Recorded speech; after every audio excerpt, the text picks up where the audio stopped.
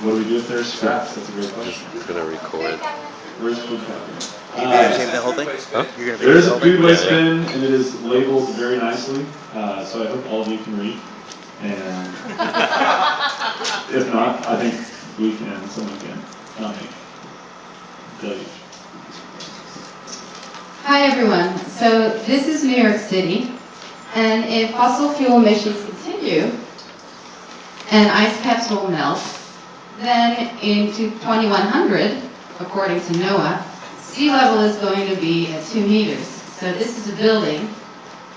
And at a recent Bill McKibben event by 350, I got the idea of drawing a line on buildings to make sea level rise more tangible for people. So often sea level rise is visualized in the bird's eye view, and we don't live our lives that way, we live our lives upright.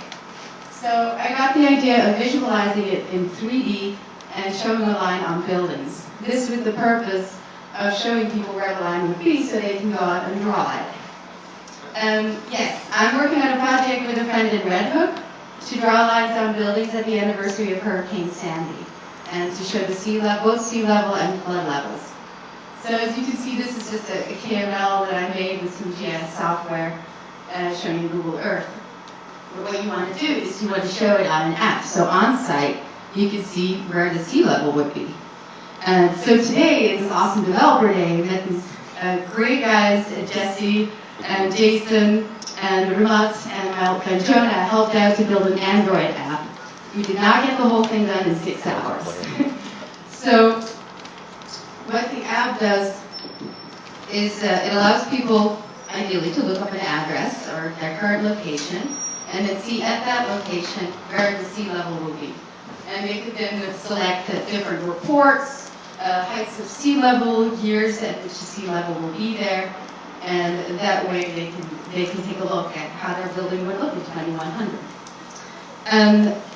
This is a project that has a global application, but specifically in New York City, I think it's really relevant because of our resilience strategy needs. And it could serve as a street view add-in in the New York City flood map, and I know they're making a new one, so I hope to work with them to integrate it.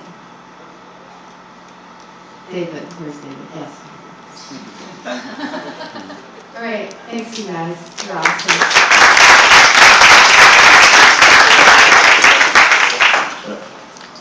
So what actions would you expect users to be able to take once they see that and either have some impression or? Well, the idea is to give out stickers with QR codes that building owners themselves can put on their buildings if we're seeing how they feet.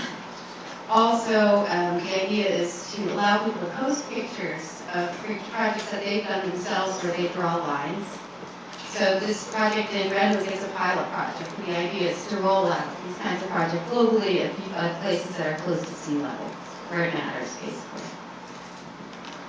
Do you expect any resistance from the real estate lobby of this? Possibly.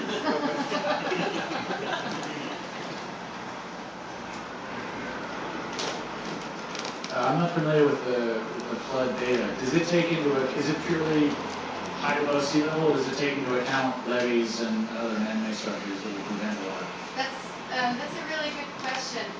Currently, this is a really simple visualization that's not about getting it exactly right. That would be great. This is about getting a conversation started.